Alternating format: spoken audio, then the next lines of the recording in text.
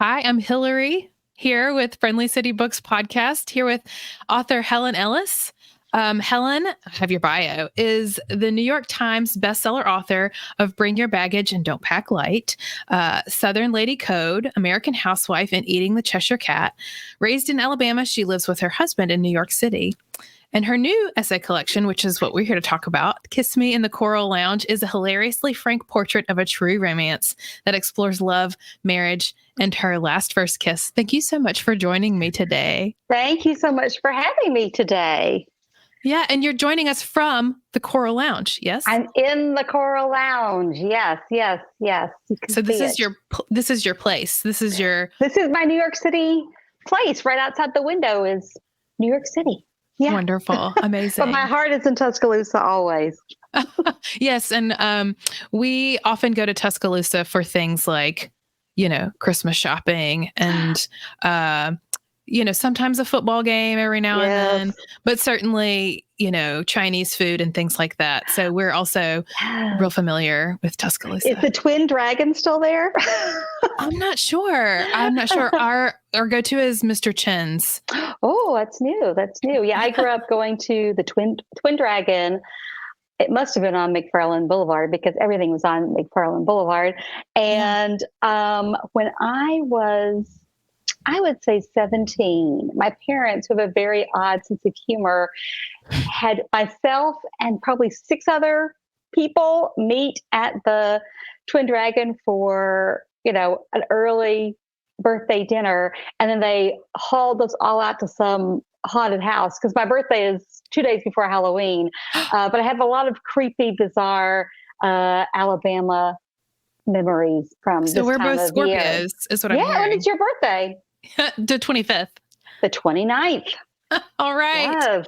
Well, it's so fortuitous that we could be, in this conversation with each other. Sisters. That's right. Well, okay. So my first introduction to your writing was this book. I've read about your work and I've listened to other podcasts to kind of prepare for this one. But Kiss Me in the Coral Lounge is my first Helen Ellis.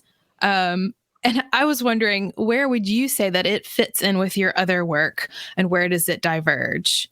Or I guess that's a very good question. That's a good question. I think right now it's the cherry on the top of the cake.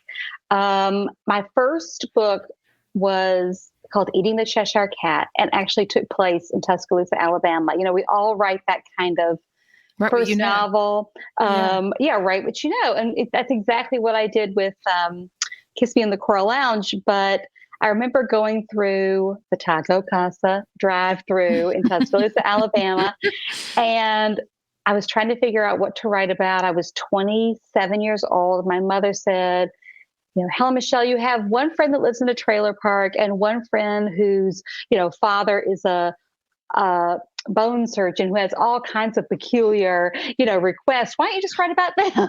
You call it fiction. And that is what I did. And then I will tell you, I don't know how much you know about my writing life, but I had this very successful novel in 1999 and thought I was well on my way. And then I wrote another novel and no one would publish it. And then I wrote another novel and no one would publish that. And then I wrote a third novel and no one would publish that. And then I quit writing for years. Yeah, and nobody cares. And so for years, it had been like 15 years since I published anything. So people would ask me, what do you do? And I stopped saying writer because, if you say writer, the next thing they're going to ask you is, what do you do all day? And, or they say, what have you written? And I didn't want to say something 15 years ago. So I started saying what was the truth at the time, which was I'm a housewife. And then if there's a question, it's what do you do all day? And so I started this anonymous Twitter account called What I Do All Day. Mm-hmm. And I started to see these patterns develop. And I saw a pattern about a book club. I tweeted about that. I saw a pattern about reality shows because I was tweeting about that. And this is back in 2013. And I started to write these short stories about disheveled, wicked, unhinged, happy housewives running amok in New York City and in the South, and sort of sat ass backwards into a short story collection called American Housewife. And I got my foot back in the door. And I thought, oh, well, I'm going to write a novel. And what I ended up writing was 3 essay collections, which I never in the world thought I would do. And I take such joy in because I don't have to make anything up. And so the first one was called Southern Lady Code, and it was about being a Southern woman in New York City. And the second was called Bring Your Baggage and Don't Pack Light. And it was about middle-aged women, grown-ass lady, friendships. And from what I've third, heard, that sounds like an amazing group of people, and just, the thing that all women kind of need in their life, no yes, matter how old they are. it's true. And I think there's a joy in making new friends past the age of 40, which I think people think is such a hard thing to do when it really isn't, because we're Yeah. all looking for new friendships. And you just treasure them, because we all sort of go through the second adolescence when we hit 45, because Yeah. we start to do whatever the heck we want to do. And a lot of times that's play cards or join the garden club or, a bird watch or, ridiculous things that we would be so happy doing when we were, 13 years old. We start doing it again. And it's great to have, new friends to do that with. And then Kiss Me in the Coral Lounge came about. It was about my marriage. I've been with my husband for 28 years, and we have a lot of stories. And I so often read about unhappy marriages, and I am a very happily married person. I know a lot of very happily married couples. And so the book's not just about my happy marriage, it's about my parents' marriage, my sister's Mhm. marriage, my grandparents, and a lot of my friends. Mhm. And it's just happy doesn't mean boring. Happy doesn't mean serious. Happy is happy. And who doesn't want to read about that? Yeah. Well, I think that was another question that I had was, so I know that you were on the Mississippi Book Festival panel with 2 other, or was it at least 2 Three other, divorcees. that's right, 3 other people who had marriages that had some real conflict in them. And that's what Yes. they wrote about. And, Yes. Like, how did um, I wind up on the divorce panel? yeah, I mean, they all were great stories. I mean, these are great stories. It's Harrison Scott Key, it's Hannah Pittard, it's Maggie Smith. These are all amazing yeah, books and amazing writers. And they all 3 had the nerve to write about probably one of the most painful experiences yeah. of their lives. And my hat is off to them. But yeah, one of these things was not like the other. That was me. Well, another thing that I think makes you stand out, and I think I heard an interview where you said these words. I got this from reading the book, regardless, but you said in an interview that your husband is your muse, which seems to me like something that people usually say about their wives or women. Interesting. And I thought that that was great. So, what does it take, I guess, for a husband to be a muse? Is he more inspirational in general, or does he give you like content to write What about? a good question. I have not been asked that. And that's so true. It always is women who are muses. And I have a lot of women in my life who are muses. If you read, the last 3 essay collections, you will see certain names pop up again and again. My friend Danny, my friend Patty, the Bridge ladies, my middle school friends, the Puzzle Posse, all these women are all muses to me. But my husband is a real muse to me because he is so utterly himself and he is such a nice man. And it really happened in one moment when we were dating. I don't know, 20 something years ago, we go to New Orleans and we go, when I say we, I mean, I go to see a tarot card reader as he waits on the Yes. curb. And I see this tarot card reader, and we had been dating less than a year. And she says to me, you are with a man who is sick. You need to leave this man. And I leave the a cult, a coffee shop, in tears. And he says to me, "What is wrong?" And I tell him, and he says, "Helen, if she had told you you would never be a writer, would you have believed her?" And I Oh, said, "No, I wouldn't." He says, "Why do you believe her about me?" And there you what a great go. way to not be defensive about something. Exactly, exactly. And again, this man has given me, he's in all three of the essay collections. He's definitely a muse for all the husbands that are good in American Housewife. So this man has given me 4 books of material, um, or content, as the kids say. But yeah, every time he does something, it just delights me. And it's the small things. These are very small things that he does that I like. He's not a man who climbs mountains or who jumps out of burning buildings or Mhm. who uh, you know I don't know, makes pottery. He doesn't do any of those things. Yeah. I'm just so inspired by um, you know the small gestures. The way he goes and gets coffee every morning and brings me a coffee, or the way he takes care of our old cats, or just the way he talks inspires me. I write down things he says all the time. Me too. I have a note in my phone that I'm not allowed to share with people. That's things my husband says, that are just hilarious to me. I think everybody should have one of those for somebody Yes, in their life. yes, yes. I'm writing down things people say all the time just for writing prompts.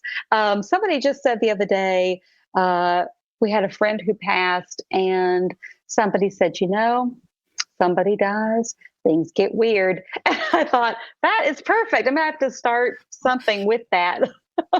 Wow. Yeah.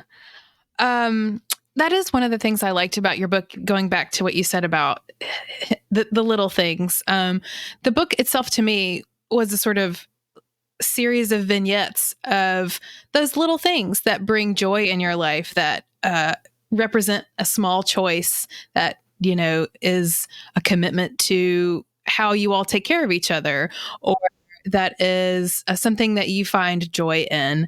And I really appreciated that about the book. I really appreciated, I think, on a bigger scale, about how unapologetic you are about finding and seeking joy. And once you find it, just like grabbing onto it. And And they're so, not expensive things. Like, these things are not right, expensive things. They're right. things as simple as, stickers, or I love the stickers. puzzles, or, like, I take great joy in switching sides of the bed all the time. We don't have a specific side. um, or plants. These are all things Hmm. that are, or a new coat of paint. Like, these things are not, expensive things. And Yeah, they can bring you so much happiness. I appreciated that. And I really thought that um, it felt a little bit like, you know, your coming out where we were in the middle of COVID, or coming out of COVID, depending, I guess, where you were and how you felt about things. We were Um, locked down here in New York yeah. City. So you must have been writing this in the lockdown. Yes. I was. Okay. I finished Bring Your Baggage and Don't Pack Light at the beginning of the lockdown, because my deadline, I was already writing it, and my deadline was in May. So I was going to make that deadline. And then Mhm. I wrote this. I started this very quickly following the completion of the last book. And it was such an escape. There was so Mhm. much, uncertainty and darkness outside, and I very happily cocooned myself, Mhm.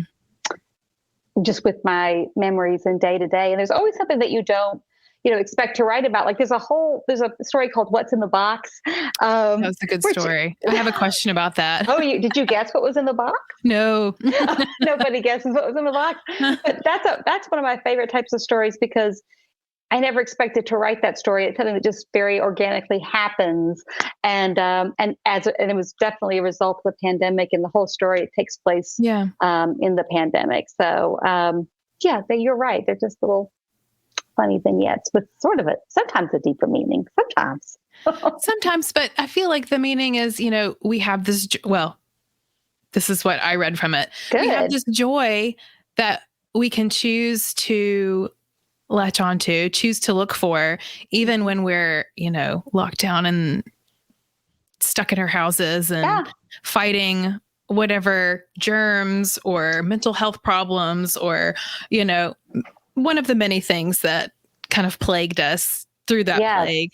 Yes. So I felt really, I felt like maybe that, or I wanted to ask you, is that something that you bring to your writing all the time, or is that sort of a result of a COVID memoir situation? It's definitely something I try to bring to, or I don't try to, I do bring to nonfiction. I have a motto when it comes to nonfiction, which is be honest, be funny, and be kind. Um, I have been written about myself. I was in, Colson Whitehead wrote a book called The Noble Hustle Mhm. about going to Las Vegas to play in the World Series of Poker and hired me as a coach because I wasn't writing anything at the time. um, and he gave me the book to see how I was portrayed and said, "Is there anything you want to change about how you're portrayed? Did I or cut or did I get everything right?" And I thought it was terrific because he made me look like a complete badass. And so, when I go into writing nonfiction, I want to make you look like a badass. If I'm writing about you, I am writing a love letter about you. So there's no derogatory humor towards other people or towards myself. I like myself too. Why would Yeah. I be unkind? Um, so there is a sense of joy with the nonfiction, and I definitely will drop a dark line or two. I'll tell you honestly, some dark things, but I don't expand upon those dark things because anything I mention that's a dark thing, enough about that subject that I don't have to fill you in. But I want to be honest with you that life isn't all, stickers and cats and and pretty paint jobs. Um, but yeah, so definitely I I bring that sense of kindness into nonfiction. I'm ready to be naughty again. I'm ready to write something dark again. I liked, I have a question about some of that too. Yeah. But before I get to that, there was I think a chapter about the art that you pick, Mhm. You can that you see it pick in to the hang on your background. walls. I know Yeah. I'm getting a preview of what I've read about, which is what you always hope for. Um, but the chapter said something about how, if something makes you happy, Mhm.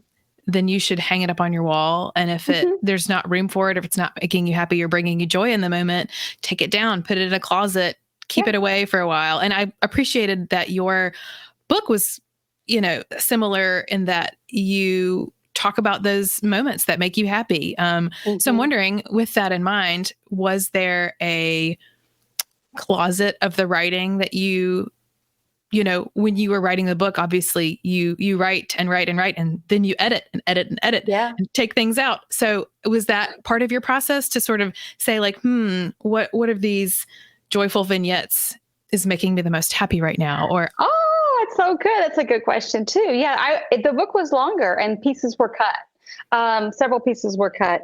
Um, and I think my editor cut some things maybe because they were too I can be very graphic. um, you know, Not everyone wants to read about my colonoscopy. um, but and I definitely sometimes I would cut things just because I'd written about them before. We're big mm, Christmas people here, so I'd written about Christmas time a lot here mm, in the Coral Lounge. We cut some of those pieces, um, and when it comes to the essays themselves, I will overwrite and then I will pare it back. And I mhm. have two women who have been my writing workshop for 28 years, who I met in graduate school. They're both Wow. fantastic novelists. Hannah Tinty, her last novel was The 12 Lives of Samuel Hawley. She's the editor of One Story magazine. She's a professor at NYU. We're all, Mm. 30 years older than we were when we met. And the other is Anna Politano, whose Oh yeah. newest book, yes, Hello Beautiful, was the Oprah 100th pick. And so uh, we read each other's work before our editors see the work, and they call it curbing the bitch. I will. I will But write. why? I know, but she's like, the main line is, Helen, that's just not flattering to you or to your friend. I guess. And Do I you save take that I like, save it for a novel. I'll save it for a novel. I can, I can be pretty harsh when, in the novels and the short stories. So, um, you don't have to, being from Alabama, there's an expression. I'm sure you know that expression.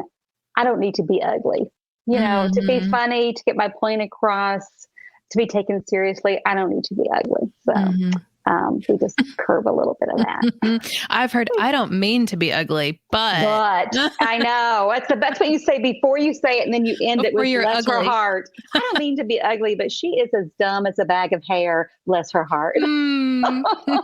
I don't mean to be ugly, but I do. I But do. here's me being ugly. I know. Please, if you don't have anything nice to say, come sit by me. Mhm, mhm. So do you have like a little clippings box, or I guess folder on your computer would make more sense? I used to, but I your your writing changes, or the way you write changes. Or at least the way I have written has changed. Um, Sometimes I save things. I cut them and I have I have a file when I'm writing what's in the box. And when I cut things, I put it into a file called What's in the Box Scrap. And Mhm, sometimes I do it with all the stories. And then when I have an essay collection and I cut essays, because I always cut a couple of essays, I have a file called Side Salad. And it's the pieces that I cut that we try to place, elsewhere. that's a great Um, name. Yes, side salad, and uh, and sometimes I'll go in and pull it. I'd started writing. I had started writing a novel, uh, very briefly, and I ended up pulling. It's one of the few places I ever went back and pulled from. It's a piece in Kiss Me on the Coral Lounge called "The Bright Side," and it's about how my husband and I. When everybody else was making bread and sourdough, we got a prescription to Viagra to, Mhm. while away our hours here in the Coral Lounge. And I went into that novel and pulled sort of, how do I put this? Pulled sexual history that was in fact true. And stuck it in here, stuck it into that essay. But I usually don't. Usually, if you cut it for a reason. Yeah. So it's there, but I rarely go and look at it. I just got a new computer for the first time since I think 2015, and I am so You start pleased fresh. to start fresh. There's nothing like Mm. it. That's gotta feel good. I mean, for a moment, you might say, "Oh, my things," but also, No, yeah, it's fine. it's fine. It's great. I just started working on a novel, and I thought, all right, this last week, and my goal was to do 500 to 1,000 words a day, and I would go in each day and sort of save as to start fresh and then delete what was there. So I would still have, Mm. it would be like day one, day two, day three. And somehow I realized that I had deleted day one. So that material was lost. And I went, are you kidding me? That's fine. It's fine. It is what it is. It is fine. I was just getting started. It's fine. That's a great outlook. I'm gonna have to It's fine. remember Yeah, that about my myself. husband has said that's the way I am about any emergency. Oh my God, the house is on fire. It's fine. It'll be fine. Yeah, it is what it is. It is what it is. Yeah. Something to me that seemed characteristic about this book was how you approach things that maybe some people, especially in the South, would feel really strongly about, Okay. like uh, your family history or decorum about certain things.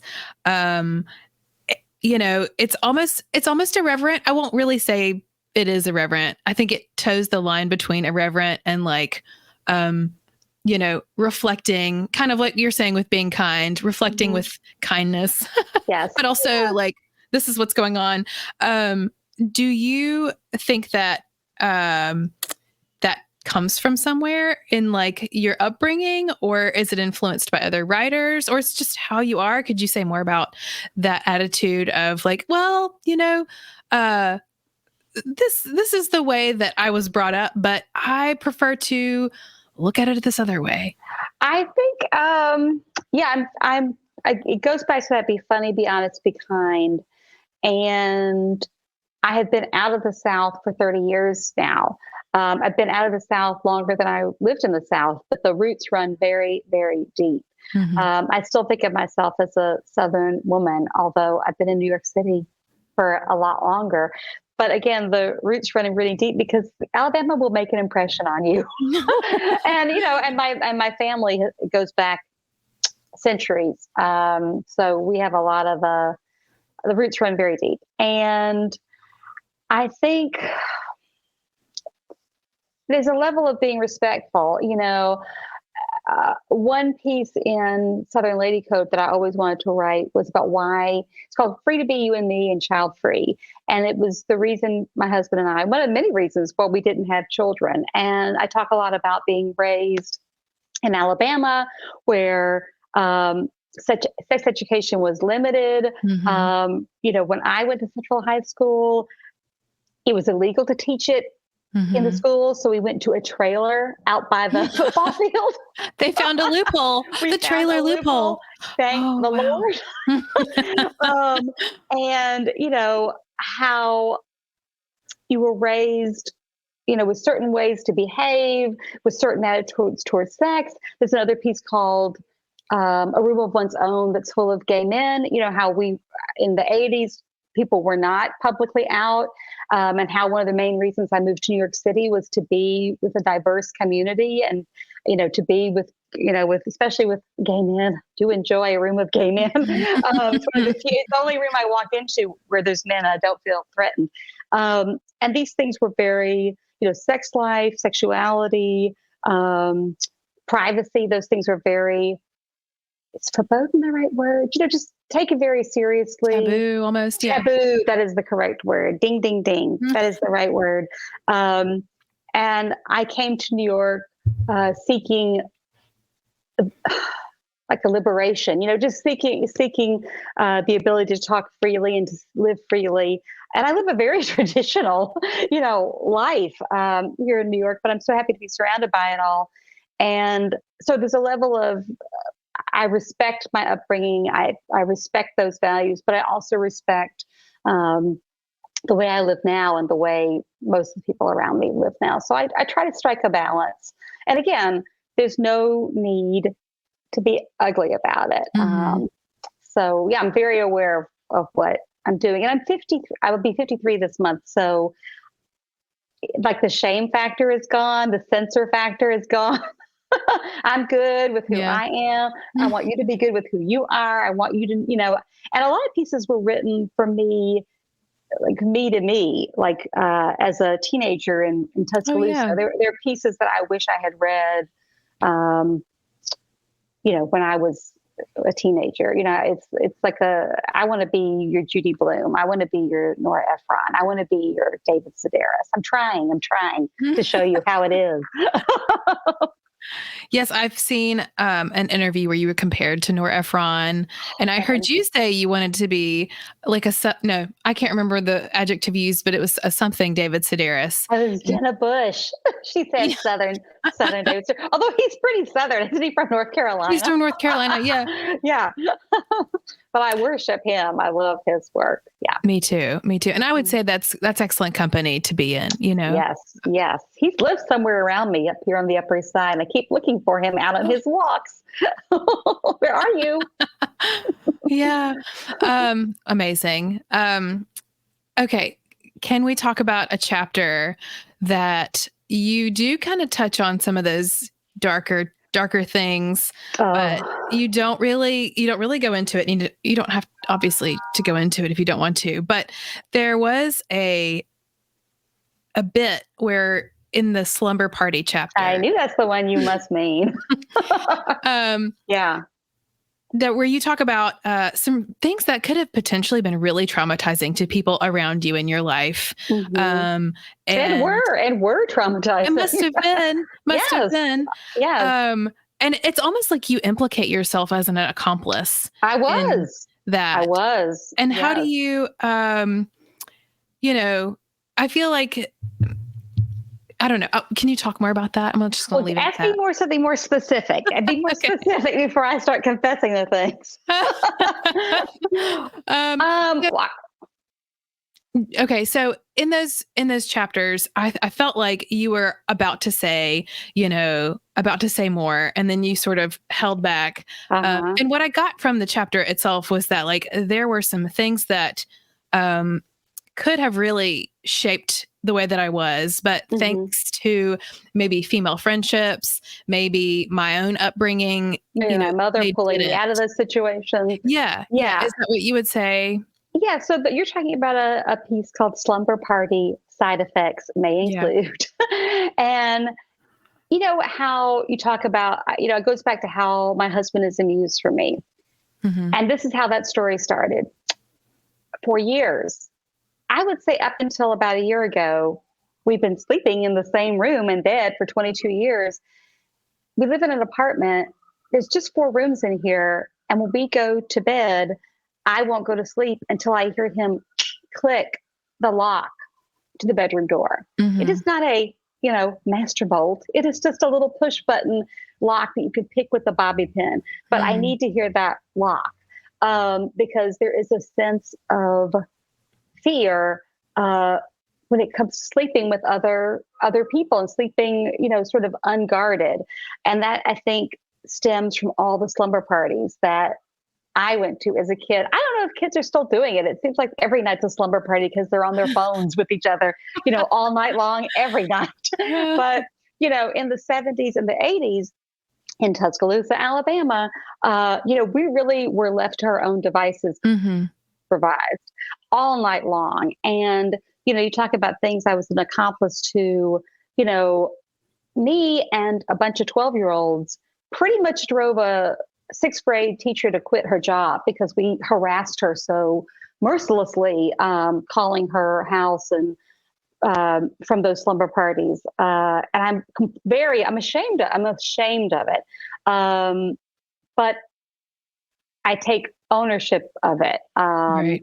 There's another moment where I implicate myself in Southern Lady Code, where I'm talking about growing up in Alabama, and there was one kid at Central High School who was targeted because they thought he was gay. And Hmm. this is 1985. So the things people got away with on the last day of school, I won't say his name, but like a Ferris Bueller type popular kid had teal and white T-shirts made about how they had gone and rolled to this kid's house, like with TP, toilet They paper were to this kid's proud. house, and they called it. They had a name for it, like how sororities and fraternities have a name for their party, and they printed thousands of these T-shirts because Wow. my class was 868 and the others were just as big. And I bought a T-shirt. Everybody bought those T-shirts and wear those Mm. T-shirts. Now, from what I hear from high school reunions, the kid that was targeted took this in stride and is living his best life now as Oh, a good. something-year-old can. But it's that it's that I will hold myself accountable for things I look back on.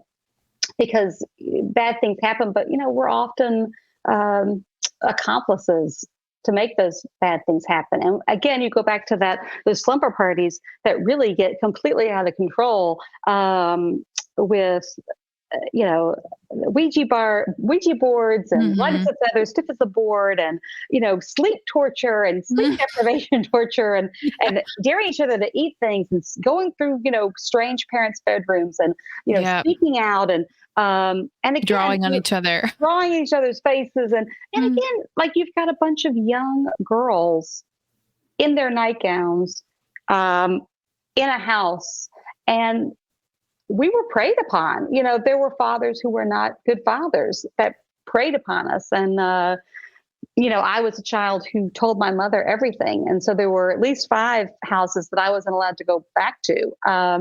So, it is a very dark story. Like the whole story starts out because I was hypnotized at this slumber party, and I'm still in contact with all the women that were there. So when I was writing it, I was, Hey. texting and emailing them, like everything. If you see a quote, that's a real quote. Wow. But yeah, I tell these stories because they're sometimes they're funny, but they're also Relatable for sure. they're very relatable. And again, everything isn't happy all the time, but we're happy to be able to be on the other side of it. Mhm. So the whole purpose of that type of story is to say you survive, and you survive, you can survive. I think that was one of my favorite stories because it was the uh experience. It was similar to my experience where you're just Hmm. like, in a basement with Yeah, like 5 other women, or yeah, girls at the time, girls. and you're making bad decisions left and Yes. right, but somehow, thank God, Truth or daring each other. God only I hated knows. Truth or Dare, I but know. It was played it yes. ruthlessly. Freezing. I mean, talk about sexual harassment. That's the first place any of us were Yeah, sexually that's what we harassed. learned. Your bra in the freezer, God only knows. Yeah. Yeah. So thank God, I guess, for friends who maybe didn't take it too far, or Hmm. parents who didn't let it get that far. That's Yeah. kind of what I took away from that. Yeah. But I Yeah. really love Yeah. that story. Oh, good. Thank you. I hope it, because I tried to overshare, but No, I don't think so. I think I've heard in other interviews, and it seems like in your writing, um, it's not your goal to overshare. It's your goal to just say, "Here's what happened." that's good. I like that. Did I say that? That sounds good. It's true. When it comes to essays, again, and I hate that word. It sounds so academic. They're just true stories. Mm, Um, and when it comes to true stories, they always start out because any story that's in here, it's a story I have told at least 100 times. mm. I tell It's every a story good in here. story. Yeah, it's a good story, and you see that it works because you're just telling it to friends. And so I write the piece because I ask myself, why do I keep telling that story? Mm, Why do I keep telling the story about getting hypnotized at the birthday party? Why do I keep telling the story in Southern Lady Code about my father faking his own death for my 13th birthday party? Why do I keep telling the stories? And go back to what's in the box in this piece. In this book, Kiss Me in the Coral Lounge, that whole piece is about telling the story. Why do we keep doing it? And I never know. I start writing the piece and then I figure out why once I started to write it.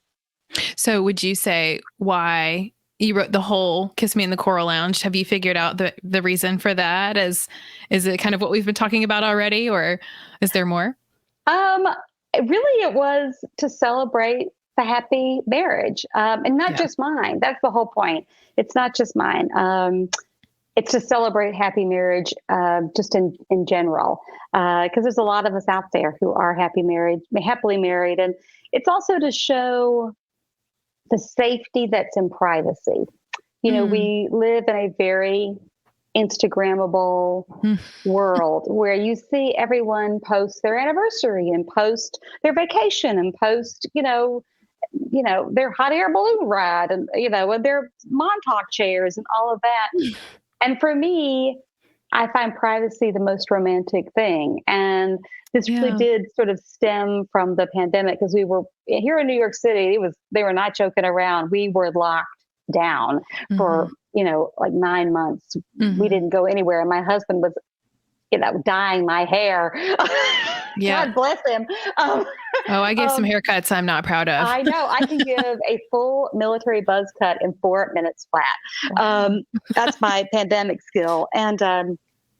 But what I very happily discovered locked down with my husband was that I really like my husband, and I was very happy to be locked down with him and the 2 cats, where I know at least 3 divorces that came from the pandemic, because you're just forced to be with this person And again, that's what the Coral Lounge is, because I'm sitting in the Coral Lounge, which is just an orange room, but there's something romantic about it. So instead of calling it the orange room, we call it the Coral Lounge. Perfect. It's perfect. It makes for a great title too. It does. Well, if the stories that you tell are also little bits of joy in your life, what's bringing you joy right now? And that can, people in these interviews usually ask like, what are you reading right now? But if that I'll tell you that includes too. books, that can. Oh, I'll tell you what brought me joy today was my normal benign mammogram, because it is, Breast Cancer Awareness Month, and I just happened to have had mine scheduled since my 13th or 14th mammogram. And they were always fine. But, I got the results really like 2 minutes before this call. And even though I expected to be fine, that gives me joy. And it gives me joy that I have health insurance, that I can go and, have my little bosom squished, and sitting with everyone else in their pink robes. And that does give me joy. It doesn't hurt. That doesn't hurt. I think you're too young. Uncomfortable. You're too young. Had one. You've had one. Yeah. Yeah. You've had one. Welcome to the club. It's fine. Go get it. Go get it done, everyone. So that brought me joy today. And what am I listening to that's brought me joy? I'm listening to a great book right now. It's on the bestseller list, so everybody else is probably reading and listening to it too. Bright Young Women, by Jessica Knoll, and Sutton Foster, who's a huge Broadway star, reads it and does a great job reading it. So that's bringing me joy. Yeah. And the third thing that's bringing me joy is here on the Upper East Side on Lexington Avenue and 83rd Street, a Swedish candy shop has opened. It is called Bon Bon, and I am eating so much gummy Swedish things. Is it all gummies? Gummy cars, sour gummy skulls, gummy bananas. It's sour gummy season here too. Sour. And the fact that I still have all the fillings in my head is a miracle, but I get high as a kite and I love it. So that's what's bringing me joy. And my favorite ones are called Buddies. And they're just like delicious. Anyway, that's my favorite thing. Those are things bringing me joy. What about, are you watching any shows? I know you talk about reality TV a little bit. But, well, you also talk about, what's the show that you talk about a lot in Coral Lounge? Family Feud? Dynasty? No. Dynasty. That's it. Oh, yes, Dynasty. I binge watched all 9 seasons from 1980s Dynasty. Joan Collins, at her finest. I suggest it to anyone. I suggest you start with season 2 when Joan Collins appears, because there's no point in watching it without Joan Collins. It is heaven. Everybody slaps everybody across the face. Everybody so melodramatic. It's melodrama at its finest. It's the heaviest 80s makeup. Everything is like 80s decor. So it's pink and teal and touches of peach, and it's just fabulous. And I'm trying to think of, I am debating on what to watch next with our next pandemic, and I think it'll be Dallas, because I wasn't allowed to watch these things as a kid. Yes, Dallas. That's right. Yeah, but I suggest a joyful show. There's only 6 episodes. It's on Netflix. It's called Fisk, not like fish, but with a K. Fisk. Yes. You're the second person to recommend that to me. It is an Australian show. If you liked Schitt's Creek or if you liked Parks and Rec, you will like Fisk. There's 6 episodes. It's about a middle-aged woman who goes back to work as an estate attorney in Australia. Her name is Helen. Automatic, yes. If you drink every time you hear Helen, you'll have a really good time. But it's just so funny and just a joy. Just a joy. That's what I'm pushing. Excellent. So I'm hearing Swedish gummies. Yes. And Fisk. And Bright Young Women. Bright Young Women. And any sort of like I'm going to tell you hobbies? one more thing that's enjoyable that you can, purchase. I'm a big notebook. Like I do a to-do list. I'm always got a to-do list going. And my new favorite, I like a grid page, with the little squares. It keeps my handwriting neat. I like a spiral bound, notebook. And my favorite ones are called Kunisawa, Kunisawa. Oh, And they thank you for make these, spelling that. yes, my accent, and it's got a little bird on it. But they make the most beautiful grid paper spiral bound notebooks. You can find them on Ink and Volt, which is like a website.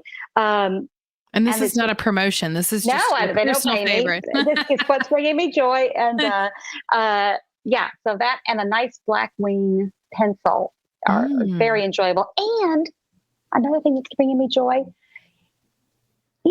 again, going back to the Coral Lounge, Kiss Me on the Coral Lounge, so much of it's about discovering things, very simple things, very inexpensive things that um, uh, in late life or anytime. And I discovered this week that I am a purple felt tip pen kind of lady. I bought myself a purple, violet felt tip Sharpie pen. It is brilliant, and the pen itself is kind of like glittery. Oh. I am writing my to-do list, and I have a purple. I'm going to have a purple Muji again, M-U-G-I, M-U-J-I Muji highlighter in purple. Ooh, when I do something, and cross it off, it's just a good time. Yeah, I can tell, and I'm not even doing it. Yes. Well, I am doing it. I have the colors. Yeah. Yes, I can see. Well, whoever's house you're in has their bookshelf arranged by color. Caroline has this beautiful room. Shout out to Caroline. Yes. It's a rainbow. So hobbies that bring you joy, you had a lot of them in the book, along with plant. I still upbringing. am. I have my Halloween puzzle posse. I have a puzzle posse, which is made up of a former PI, very famous Instagram cat lady, and two writers, Megan Abbott, whose last book was Beware the Woman, which was great, and Camille Perry, whose last book, her last book was a wonderful romance. Katie loves, and I'm forgetting who she loves. But her book, The Assistants, was one of my favorite books of all time. Anyway, but we're a little puzzle posse, and we meet once a month. And this Halloween, every Halloween, we are in costume. So we will be working a 500-piece puzzle. What's your costume, may I ask? Do you know? I think that I want to do one of two things. I either want to dress. This would be more of a commitment, is to find a nice wig and add some big dark sunglasses and a turtleneck and a pendant necklace and a vest and be Ellen Burstyn from The Exorcist with a nice scarf. That would be fabulous. Or I want to I'm a relatively pale person. And so I want to, this will probably be what I do, just take my left arm and write graffiti all over it and be the hand from Talk to Me. Have you seen the horror movie Talk to Me? No. Oh, no. Well, that's another suggestion. Okay. You have to see it to get the reference. But those are my two choices. Excellent. I love dressing up for Halloween. Maybe it's because I was born around it, but I feel like you could never outgrow, that holiday. That's right. I like to give out candy cigarettes to the New York kids. Yes. Oh, wow. I didn't really realize they still made those. They sure do. They do, though. Turns out. They do. Wow. One year I gave out, we don't have that many kids in the building. So, but I like giving out kind of retro candy. So one year I gave out blood bags that were like just bags of like syrup, and they look like IV blood bags. I give out big, sweet tart eyeballs. I'm peculiar. If you learned anything this podcast, I am peculiar, and just joyfully fine. so. Yeah, it's delightfully peculiar. Yes. Well, thank you for sharing your peculiar joy with me. Thank you for appreciating it. And to all of our listeners, until next time, happy reading. Yes. Happy reading. Yes.